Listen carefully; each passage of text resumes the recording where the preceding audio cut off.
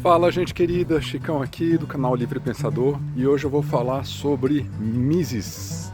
O que mais interessa a esse canal são justamente as críticas à filosofia dele, só que para falar dessas críticas, o mais interessante é falar do que há de mais importante da própria filosofia do Mises. Eu li 2 livros, 6 lições, e eu li A Ação Humana, e vi um monte de vídeos. Eu vi vários vídeos do Robert Murphy, muito didático, muito gostoso de ouvir. Em relação ao Mises, eu identifiquei 2 tipos de vídeo. Um que é aquele excessivamente superficial, que trata os temas assim de maneira muito breve e pouco convincente, e vi vídeos que são exatamente o oposto, trazem toda uma reflexão filosófica, densa, pesada, que torna o entendimento difícil. Como falei, o Robert Murphy é super envolvente, mas não é qualquer um que está disposto a entrar naquele nível de profundidade em vários vídeos, cada vídeo de mais de 1 hora. O que você vai aprender nesse vídeo aqui? Comércio, dinheiro e juros, num videozinho bem curto, bem didático, bem gostoso de ver. Entretanto, eu vou colocar nas minhas palavras.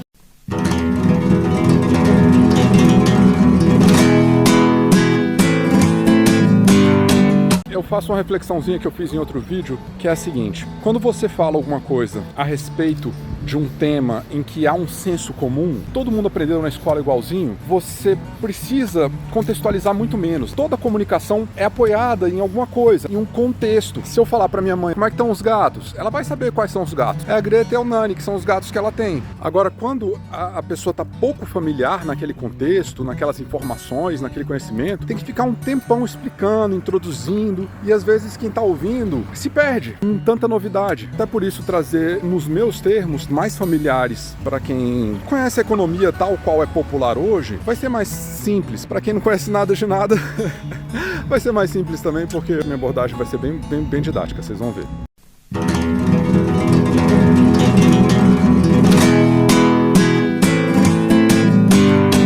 Beleza, então o Mises começa de onde? Ele chama de ação humana, então são pessoas. Então eu, você, vamos supor, alguém chega em casa de uma festa e vai fazer o quê? Infinitas opções. Você pode fazer um lanchezinho, você pode beber alguma coisa para diminuir a ressaca, você pode tomar um banho, escovar os dentes, pode pular na cama do jeito que tá e dormir. Essa escolha que cada pessoa faz, para Mises, é a escolha racional, porque o que cada pessoa faz? Ela pondera as possibilidades, ela pensa a respeito das possibilidades. Então eu vou pensar assim, vou tomar um banho, vou escovar os dentes, dormir no cobertor quentinho, beleza, uma opção racional. Agora, se chegar em casa, comer alguma coisa e pular na cama sem nem escovar os dentes, é uma opção racional também. Não cabe a um terceiro, não cabe a alguém de fora julgar se aquilo ali é racional ou não. A racionalidade é conforme a própria pessoa. Ou, sei lá, vamos dizer, eu poderia, assim, rezar para não ter cáries. É uma opção racional. Não cabe dizer se é pertinente ou não. É opção racional conforme aquela pessoa. Ela julga ali, ela pesa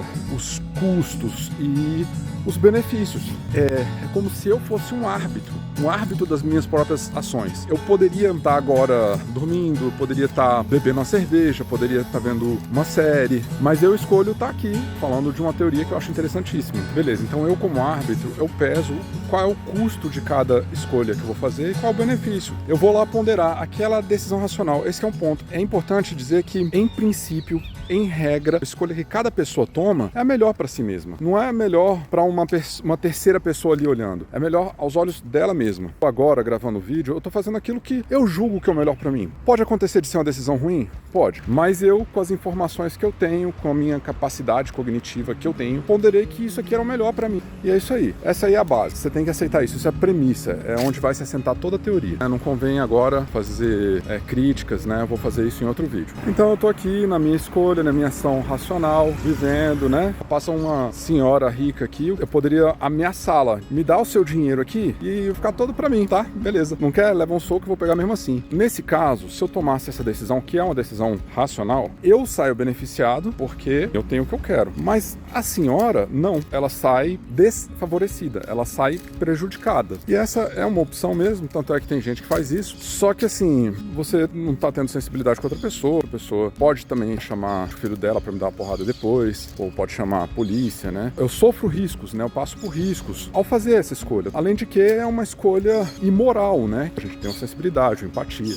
Mas mesmo para quem não tem empatia, a gente tá sujeito ao risco de uma retaliação, né? Que pode ser uma retaliação muito poderosa. Suponhamos que essa moça essa senhora tá passando e tem um sanduíche maravilhoso e, sei lá, eu sei que eu posso dar algo em troca para ela. Vamos supor que ela tá cheia de mala, eu me ofereço para levar essas malas para casa dela e peço em troca um sanduíche. Nesse caso, se ambos concordamos, é porque cada um de nós avalia que vamos sair favorecidos. O mesmo se dá no caso de uma mendicância. Se eu passo por um mendigo e dou um pouco de dinheiro para ele, tomei a decisão que, para mim, eu entendo que a pessoa vai ficar um pouquinho aliviada. Eu avaliei isso, de repente ela vai matar a fome. Não necessariamente é algo que parece que vai nos favorecer. Essa avaliação de vai me favorecer ou não é feita por quem toma a decisão.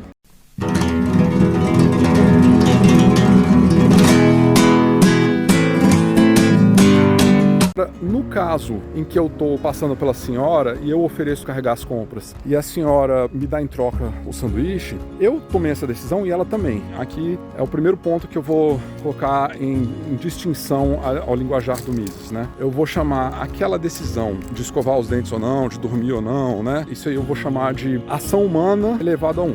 Agora, no caso desse encontro com a senhorinha em que a gente faz a troca, eu vou chamar de ação humana elevada a 2, porque eu tô tomando uma ação humana e ela tá tomando uma ação humana e ambos saímos favorecidos, em princípio. É claro que cada um pode tomar uma decisão errada, um erro de raciocínio, pode ter um mau caratismo de alguém, mas em princípio, na troca voluntária, ambos se dão bem.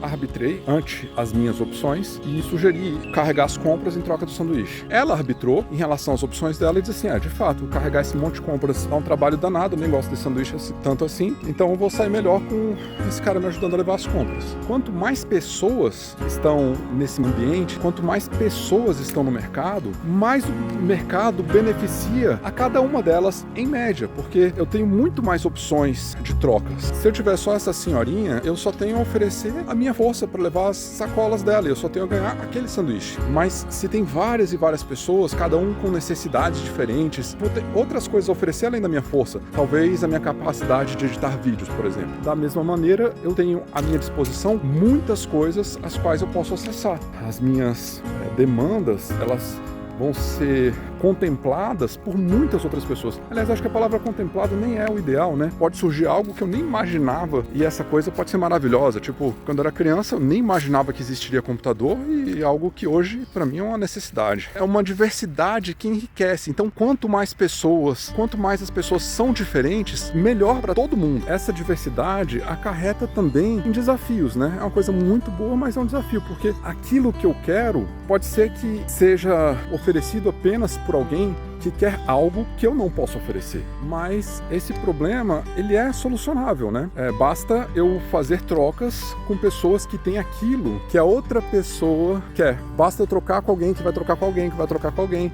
Vamos supor que eu quero uma cadeira. Só que o marceneiro, o Aurélio, ele não quer edição de vídeo. O que eu vou fazer? O Aurélio, ele quer uma blusa. O que eu vou fazer? Uai, simples. Basta eu trocar a minha edição de vídeo por alguém que faça a blusa. Daí eu, com a blusa, troco com o Aurélio. É um problema, mas é um problema solucionável. Quanto mais pessoas, poxa, mais diversidade, mais incrível. Essa questão da troca enriquecer a cada uma das pessoas que está no mercado me fascina. Vamos supor que a minha esposa, ela é muito melhor que eu em cuidar de carro. Ela conhece carro, conhece mecânica. E a minha esposa é muito melhor que eu para arrumar a casa. Ela é minuciosa, ela faz rapidamente, fica bom. Eu não tenho esposa, tá? Sou solteiro, só para ilustrar aqui o exemplo. Ainda que ela seja melhor em cada uma das coisas, a troca vai favorecer a cada um de nós. Mesmo que ela seja melhor em tudo, a especialização, fazer com que cada um de nós se dedique àquilo em que somos melhor, isso favorece a ambos. Mas assim, no mercado, que é uma multiplicidade incrível, isso é muito potencializado.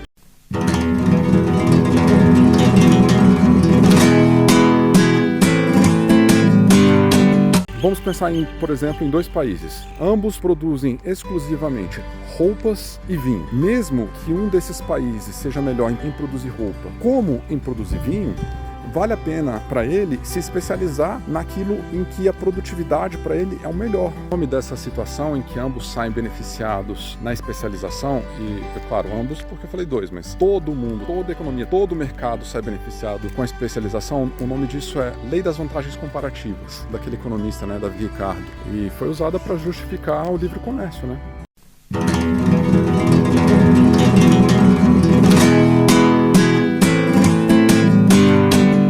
mercado maior que duas pessoas, um mercado relativamente grande, vamos supor uma vila de, sei lá, 80 pessoas, isso já é um desafio. Quais são as trocas que eu preciso fazer para conseguir aquilo que eu quero? Já é um desafio grande. Agora, imagina numa economia ainda maior, ainda mais complexa. O desafio é exponencial. À medida em que eu quero mercadorias que vêm lá do outro lado do país, enfim, ou que alguém que quer o que eu tenho a oferecer mora lá longe, como é que eu vou descobrir o que cada pessoa quer? Então, quanto maior o mercado, mais difícil a logística de fazê-las para eu conseguir exatamente aquilo que eu quero e para eu oferecer para quem realmente precisa ou para quem mais precisa, essa logística fica extremamente difícil. Então, nessa circunstância, algumas mercadorias a gente sabe que elas são mais demandadas. Aqui em Brasília seria talvez arroz, né? Pô, todo mundo come arroz, então se eu tivesse arroz, eu poderia trocar com quase qualquer pessoa. E mesmo que a pessoa não goste de arroz, ela sabe que todo mundo gosta de arroz. Então, se ela adquirir arroz, ela vai conseguir trocar com outras pessoas. Ela é boa porque eu gosto de comer arroz, mas é boa meramente porque eu sei que as outras pessoas gostam do arroz. Certamente, diversas mercadorias se enquadrariam assim, né? Por exemplo, o feijão. Muita gente gosta, então se eu tiver um feijão, eu sei que muita gente vai querer trocar comigo. Mesmo eu sem eu gostar de feijão, eu aceitaria trocar aquilo que eu tenho a oferecer por feijão. E a gente troca porque a gente enxerga que tem alguma utilidade nelas. E essa utilidade, inclusive, é a utilidade de poder ser trocada. Eu ter o arroz, ele é útil para mim não apenas porque eu posso comer, mas também porque eu posso trocar com outra pessoa depois.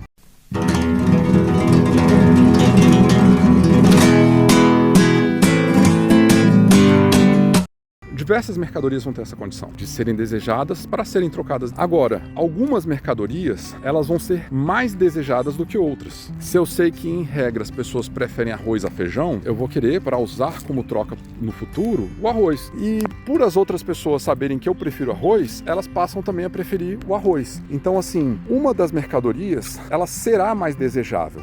Daí, meramente porque as pessoas querem a mercadoria que é mais trocável, outras pessoas também vão querer a mercadoria por ser trocável. Uma delas sai favorecida para desempenhar esse papel. O nome disso é Lei de Gresham.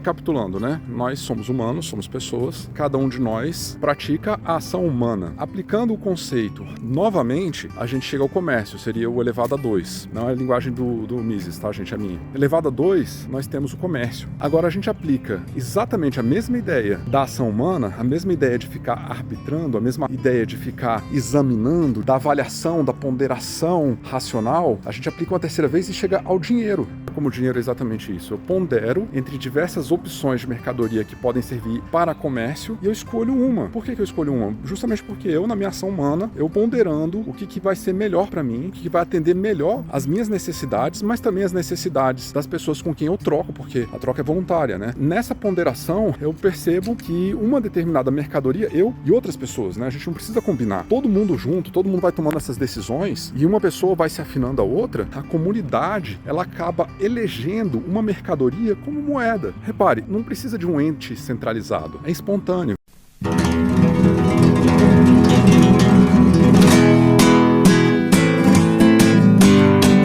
Beleza, agora vamos supor que nesse ambiente, nesse mercado, eu passo por uma situação em que eu preciso de alguma coisa, mas eu não tenho nada a oferecer. Que eu bati e eu preciso do carro para ir para o meu trabalho. Uma emergência. Nessa situação, eu estaria disposto a dar muito dinheiro para consertar meu carro. Aí eu vou para alguém e digo assim, olha, eu tô aqui disposto a pagar, ter aqueles 5 mil reais. Não me importa, assim, não importa, na verdade acho horrível, mas assim, para mim a opção melhor é eu pagar 20 mil reais no futuro, não tenho dinheiro agora. Pra mim, isso é vantajoso. É vantajoso eu pagar 20 mil reais por 5 mil reais, porque eu vou ter o carro, eu vou ter condições de continuar trabalhando. A pessoa que tá ali, ela diz assim, olha, é um risco, né? Você pode ser que eu leve o calote, mas, pô, 5 mil por 40 mil, tô ganhando aqui 300%, né? Vale o risco, vou aceitar. Eu posso ter idoneidade, mas posso sofrer um acidente e não vir a pagar nunca. Beleza, e essa pessoa vai me dar os meus 5 mil em troca dos meus 40 mil no futuro. Só que eu tô lá a caminho de pegar pegar esse dinheiro emprestado e conto pra minha amiga aqui que tá do meu lado, que como quem não quer nada. Ela fala assim, eu sei que você trabalha, eu sei que você é uma pessoa honesta. Cara,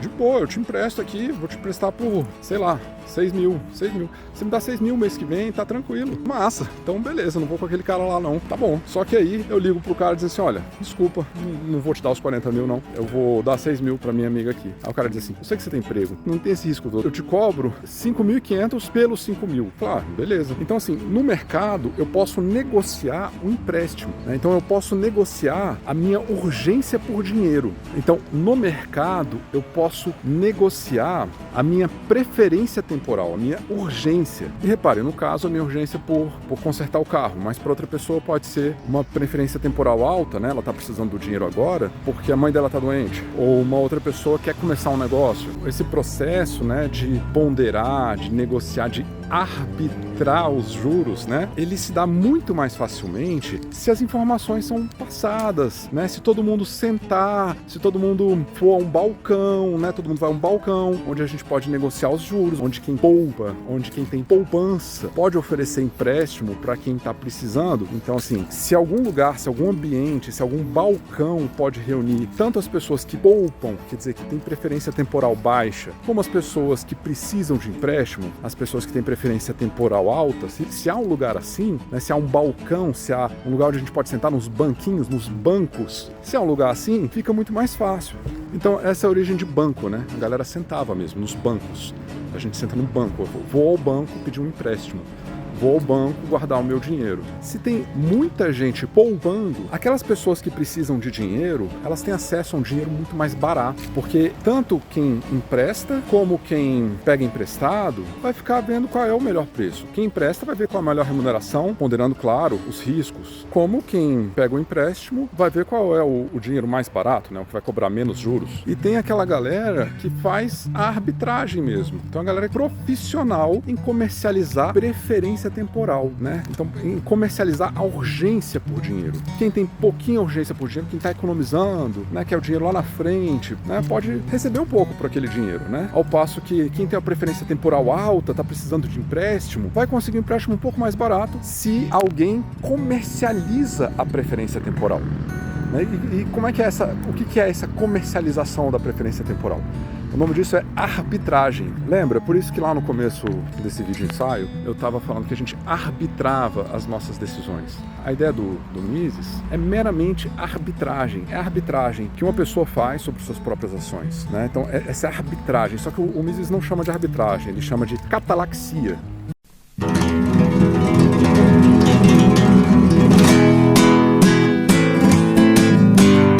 Meramente por as pessoas terem a possibilidade de arbitrar quais são as melhores opções para ela, espontaneamente surge o comércio, porque favorece a cada uma das pessoas. E da mesma maneira, espontaneamente surge o dinheiro, porque favorece todo mundo que está no mercado. E da mesma maneira, exclusivamente pelas decisões que cada pessoa toma, sem nenhum ente centralizado forçando nada, surge a negociação pela preferência temporal. Então surgem os juros. Então a catalaxia é essa condição da gente agir conforme o que cada um de nós julga que é o melhor. Meramente isso. E traz essa consequência toda. Olha que elegante, olha que lindo, olha que simples. Meramente uma ideia, a de cada pessoa agir conforme seus próprios interesses, levando em consideração os interesses das outras pessoas. Porque para a gente poder comercializar, a gente precisa levar em consideração os interesses da outra pessoa. Para a gente pegar um empréstimo, eu preciso levar em consideração os interesses da outra pessoa.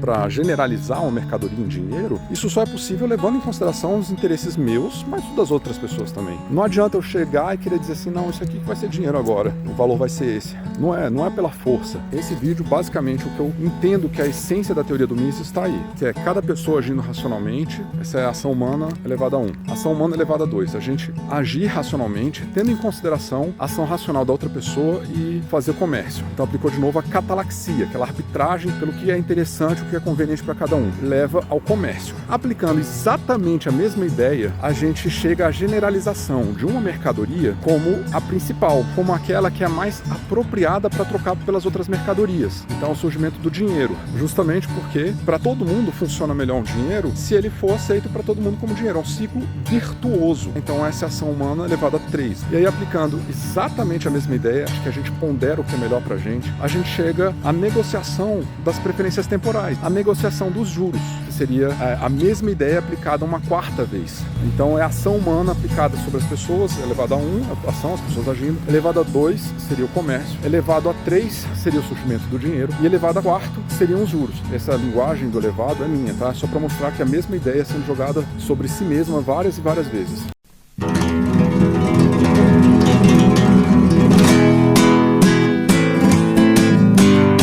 Considerações epistemológicas eu vou fazer em outro vídeo. Mas por que é tão interessante aqui nesse canal que defende o ceticismo a teoria do Mises? Primeiro porque é uma elegância, é uma simplicidade, uma mesma ideia levar à explicação de tantas coisas. Segundo, é interessante porque toda essa explicação se dá sem o recurso a uma magia, a uma coisa metafísica, a uma entidade, a uma essência das coisas. Não há o uso de uma substância, alquimia, uma transubstanciação de uma coisa em outra. Então é interessante numa perspectiva cética, uma explicação que não usa recursos metafísicos. Qual é o lance filosófico aqui? Por que essa teoria é tão elegante? Qualquer comunicação, ela depende de pressupostos. Qualquer comunicação, ela depende de um contexto, depende de um conhecimento em comum. Geralmente, a gente não se dá conta desses pressupostos. O pressuposto do Mises é o de que as pessoas agem conforme os seus próprios interesses. É o pressuposto. Tudo bem, a gente tem que aceitar isso, é o fundamento. Mas assim, é um só. Uma teoria cheia de entidades metafísicas, cada entidade metafísica é um pressuposto. É como se cada entidade metafísica fosse o elo em uma corrente, sabe? Tipo, uma corrente cheia de elos, e se você romper um elo só quebra e cai. Então, uma teoria cheia de pressupostos metafísicos, ela é muito mais frágil. Ao passo que a teoria de Mises, ao invés de ficar pendurada naquele monte de elos cuja o rompimento de um só faz com que toda a teoria desabe, a teoria do Mises se apoia numa pedra fundamental, uma pedra sólida. Pá! Então é muito mais firme. E é bem interessante também que o Mises, ele explicita, ele deixa transparente o pressuposto dele. Então, eu entendo que essa teoria corresponde ao real, à verdade metafísica, não. Mas, até agora, dadas alternativas para me explicarem essas situações econômicas, eu percebo que a teoria do Mises é a mais elegante, é a mais pertinente. Eu entendo que é aquela a qual eu uso, eu defendo que vocês usem também. Eu percebo, que pessoas que se orientam por outras teorias, querendo chegar a determinadas consequências, chegam em consequências contrárias àquelas querem. E uma coisa interessante também, que uma vez que não importa a essência, não importa a característica metafísica, a existência metafísica de alguma coisa, uma vez que não é um debate sobre essência, não importa se a historinha que deu origem ao dinheiro se deu exatamente dessa maneira. O que importa é que os sistemas de incentivo